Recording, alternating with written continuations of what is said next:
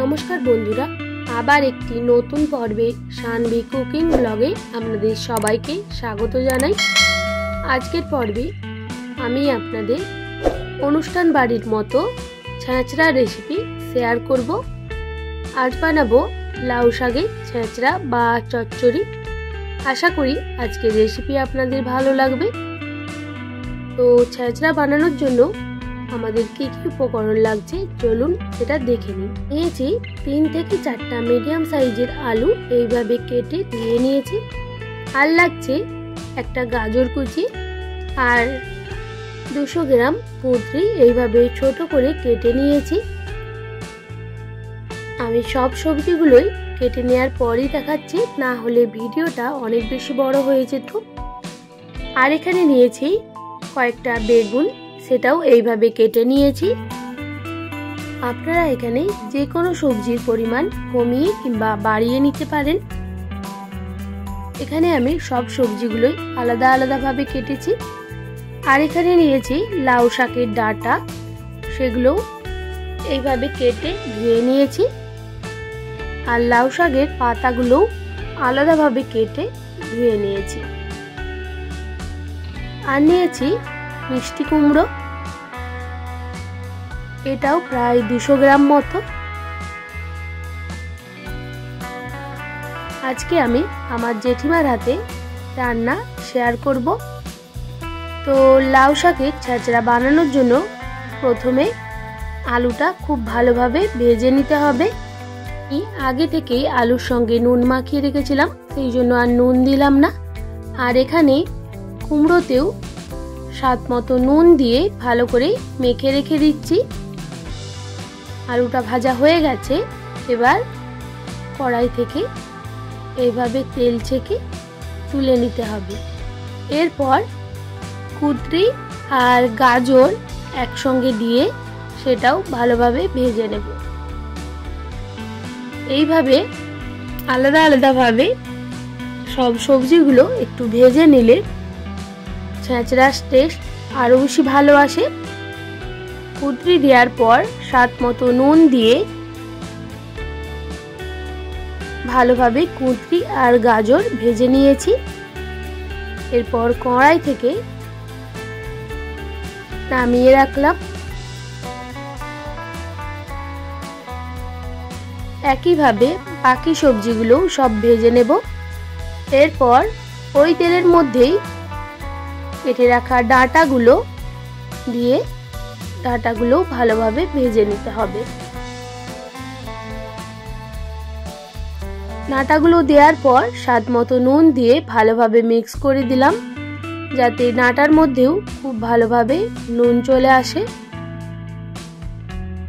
ডাঁটাগুলো ভাজা হয়ে গেছে, এটাও এবার কড়াই থেকে নামিয়ে রাখলাম। এরপর কেটে রাখা বেগুনগুলোও ভেজে নেব। তবে আপনারা চাইলে যদি এইভাবে আলাদা আলাদাভাবে না ভেজে রান্না করতে চান, সেক্ষেত্রে যেই সবজিগুলো সেদ্ধ হতে কিংবা ভাজা হতে দেরি হয় সেগুলো আগে দিয়ে দেবেন, বাকি সবজিগুলো পরে দেবেন। আর এইভাবেও রান্না করতে পারেন। এরপর নুন মাখানো কুমড়োগুলো দিয়ে সেটাও হালকা ভেজে নিতে হবে। ঠিক এইরকম ভাজা হলেই কড়াই থেকে নামিয়ে নেব। এরপর কেটে রাখা লাউ শাকের পাতাগুলো সেগুলোও একটু ভেজে নেব, যাতে সবজির সঙ্গে খুব ভালোভাবে মিক্স হয়ে যায়। শাকগুলোও ভাজা হয়ে গেছে। এরপর ওই তেলের মধ্যেই যে একটা মাছের মাথা রেখেছিলাম, এটা কাতলা মাছের মাথা, সেটাও নুন হলুদ দিয়ে ভেজে নিতে হবে।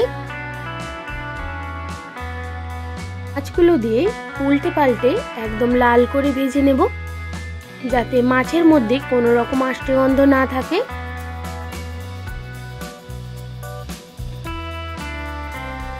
আর একটু খুন্তি দিয়ে এইভাবে গুঁড়ো গুঁড়ো করে নিয়েছি, যাতে মাছটা ভালোভাবে ভাজা হয়। মাছগুলো ভাজা হয়ে গেছে। এবার কড়াই থেকে নামিয়ে নিলাম। এরপর ওই তেলের উপর দিয়ে দিলাম একটা তেজপাতা আর হাফ চামচ 5 ফোড়ন আর 2টো শুকনো লঙ্কা। এবার দিয়ে দিলাম একদম সামান্য পরিমাণে পেঁয়াজ কুচি, প্রায় একটা মিডিয়াম সাইজের পেঁয়াজ কুচি, আর 1 চামচ মতো রসুন বাটা। এবার রসুন বাটাটা হালকা ভেজে নেওয়ার পর একদম সামান্য পরিমাণে দিয়ে দিতে হবে আদা বাটা, প্রায় হাফ চামচ মতো, আর 1 চামচ মতো জিরের গুঁড়ো। এবার এই সমস্ত মশলাগুলো ভালোভাবে ভেজে নিতে হবে। দিয়ে দিতে হবে 1 চামচ হলুদের গুঁড়ো আর হাফ চামচ লঙ্কার গুঁড়ো। ঝালের পরিমাণটা আপনারা কমিয়ে কিংবা বাড়িয়ে নিতে পারেন, তবে ছেঁচড়ায় ঝালের পরিমাণটা একটু কমই থাকে। ভালোভাবে মশলা কষানো হয়ে যাওয়ার পর এবার ভেজে তুলে রাখা সব সবজিগুলো দিয়ে খুব ভালোভাবে মিক্স করে নিতে হবে। এই ছেঁচড়ায় কোনো রকম জলের ব্যবহার করব না, জল ছাড়াই এই ছেঁচড়া আরো বেশি ভালো হয়।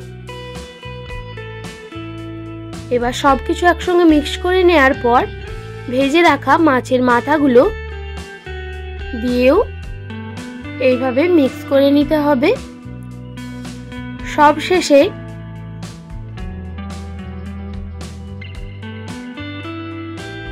সব একসঙ্গে এইভাবে মিক্স করে নিতে হবে, তাহলে ছেঁচড়ার টেস্ট আরো বেশি ভালো আসবে। তবে আপনারা চাইলে গোটাও রাখতে পারেন।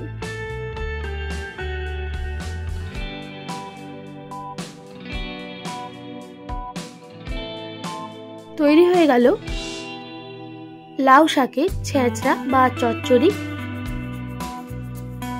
আপনারা এবার নুন টেস্ট করে নামিয়ে নিতে পারেন। নুনের পরিমাণ কম লাগলে নুন অ্যাড করে দিতেও পারেন। আশা করি আজকের রেসিপি আপনাদের ভালো লেগেছে। যদি ভালো লেগে থাকে একটি লাইক আর বন্ধুদের সঙ্গে শেয়ার করে দেবেন।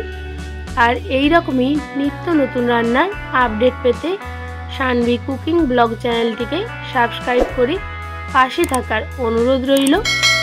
আপনারা ভালো থাকবেন, সুস্থ থাকবেন। আপনাদের মূল্যবান সময় এতক্ষণ আমার সঙ্গে থাকার জন্য সবাইকে অনেক ধন্যবাদ। দেখা হচ্ছে আবার নতুন কোনো রেসিপি।